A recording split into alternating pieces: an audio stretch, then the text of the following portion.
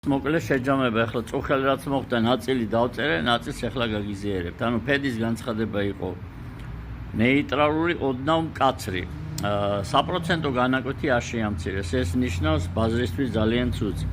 ადრე ასეთ დროს ბაზარი განიცდიდა მკვეთრ ვარდნას.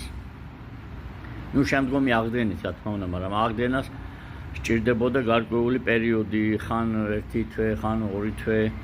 ეს ციკლი არის მეგობრებო 40-45 დღიანი. ანუ ახლა შევედი ჩვენ ახალ ციკლში. სადაც 40-45 დღის შემდეგ ჩაინიშნება ახალი იგივე ტიპის განცხადება. ეს არის მაკონტროლებელი ინფლაციის, სამუშაო ადგილების შექმნის, ეკონომიკის, ზოგადად ფინანსების. და ის შემდეგ ზეგავლენას ახდენს ფაქტურად ყველა აქტივზე, რაც სოფლიოში არსებობს.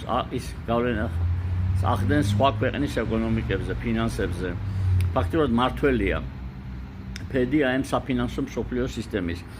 ეხლა წუხელი რაც მოხდა, უკვე დავდე ფირი, შესაბამისად კრიპტო გადაიქცა ერთ-ერთ თავშესაფარად ჭალებში. ის არის ნენა მიდის მყარ აქტივის მიმართულებით, ანუ კი არის მყარი აქტივი, მაგრამ უფრო მეტი არის საჭირო. კიდევ არის რისკები. კრიპტო ბიტკოინი ყველას მოსწონს, დიქტატორსაც, დემოკრატ მოღვაწესაც, მეპურესაც, ძღოლსაც, ყველა ადამიანს და ყველანაირი ტიპის სახელმწიფოს, როგორც აღნიშნე, მათ შორის ჩრდილოეთ კორეას და ირანს და ასე შემდეგ.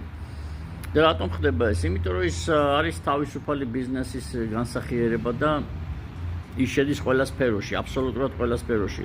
ციფრულდება ყველაფერი, მათ შორის შეიძლება ხაჭაპურიც, შეიძლება უკვე გაციფრულიც არის. ბევრი ასეთი მომენტი არის უკვე დაფიქსირებული, რომ სახელმწიფოებმა, მაგალითად ხაზინებმა წუხელ ბიტკოინი შეისყიდეს.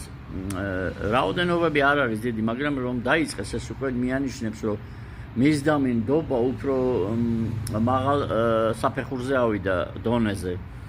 ეს კარგია. ძელვადიანად ეს არის დიდი სიმყარე. სადამდეა საბოლოო ჯამში არავინ არის, მაგრამ გაიზრდება ეს ფაქტია.